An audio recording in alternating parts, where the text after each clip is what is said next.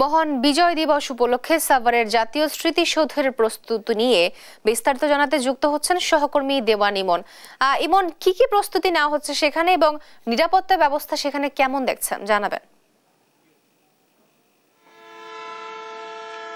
যেমনটি বলছিলেন আপনি, আমি এই মুহূর্তে রয়েছি সাভারের জাতীয় স্মৃতিসৌধের সামনে। আপনি দেখতে পাচ্ছেন যে আমার পেছনে কিন্তু আজকে যে প্রধান ফটকটি আছে সেটি নিরাপত্তার জন্য কিন্তু সেটি বন্ধ করে দেওয়া হচ্ছে। এর আগে কিন্তু গত 8 ডিসেম্বর থেকেই এখানে নোটিশ টাঙিয়ে বলা হয়েছে যে কোনো ধরনের জনসাধারণ কিন্তু প্রবেশ করতে পারবে না। এরপরে কিন্তু এখন দেখতে পাচ্ছেন যে পুরো এলাকাটাই কিন্তু নিরাপত্তার চাদরে ঢেকে ফেলা হয়েছে। আমরা একটু আপনাদেরকে যদি কাছ থেকে দেখাই যে পেছনে পুলিশ সদস্যরা রয়েছেন, গণপূর্ত বিভাগের কিছু কর্মী শেষ সময়ের যে প্রস্তুতিটুকু সেটুকু তারা কিন্তু নিচ্ছেন। এছাড়া গতকালকে কিন্তু এখানে ঢাকা রেঞ্জের যিনি ডিআইজি আছেন তিনি পরিদর্শন করেছেন। তিনি যেমনটি বলেছেন যে 4 স্তরের নিরাপত্তা বলয় কিন্তু এখানে তৈরি করা হয়েছে। সাদা পোশাকে কিন্তু পুলিশ সদস্য সহ গোয়েন্দা যে সদস্যরা আছে তারা কিন্তু এখানে দায়িত্বে রয়েছেন।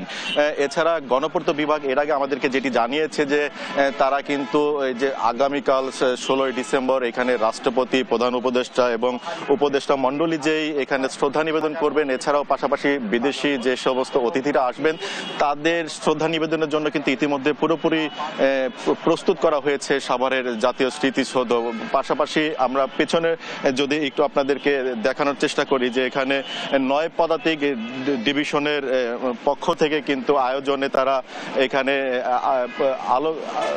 এখানে দেখতে পাচ্ছেন যে আপনারা চিত্র প্রদর্শন করেছেন। মুক্তিযুদ্ধের সময়কার যে চিত্র সেগুলো কিন্তু এই যে স্মৃতিসৌধের প্রধান ফটক রয়েছে সেখানে কিন্তু তারা প্রদর্শন করেছেন। পাশাপাশি তোরণ নির্মাণ করেছেন, সেটিও কিন্তু আপনাদেরকে একটু দেখাই। এবং এই যে প্রধান ফটকটি রয়েছে সেখানকার শেষ মুহূর্তের যেই ধোয়া মোছা এবং কার্যক্রম আছে সেটি কিন্তু তারা করছেন। তো সব মিলিয়ে বলা চলে যে নিরাপত্তার কথা যদি বলি যে ভিতরে সিসি ক্যামেরা স্থাপন করা হয়েছে, ওয়াচ টাওয়ার নির্মাণ করেছেন, পুলিশ সদস্যরা আছেন, গোয়েন্দা সদস্যরা আছেন, কোনো ধরনের নিরাপত্তার কিন্তু ত্রুটি নেই। এবং গতকাল ব্রিফিংয়ে সাংবাদিকদের যেটি বলছিলেন ডিআইজি সেটি হচ্ছে যে নিরাপত্তার কিন্তু কোনো ঝুঁকিও নেই। একদম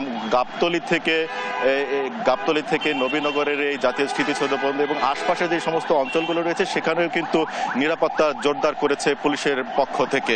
তো এই ছিল আমার কাছে তোয়া সাভারের জাতীয় স্মৃতিসৌধ থেকে সর্বশেষ। এবং আপনাকে ধন্যবাদ। মহান বিজয় দিবস উপলক্ষে সাভারের জাতীয় স্মৃতিসৌধে চলছে প্রস্তুতি এবং সে বিষয়ে সর্বশেষ জানাচ্ছিলেন আমাদের সহকর্মী দেওয়ান ইমন।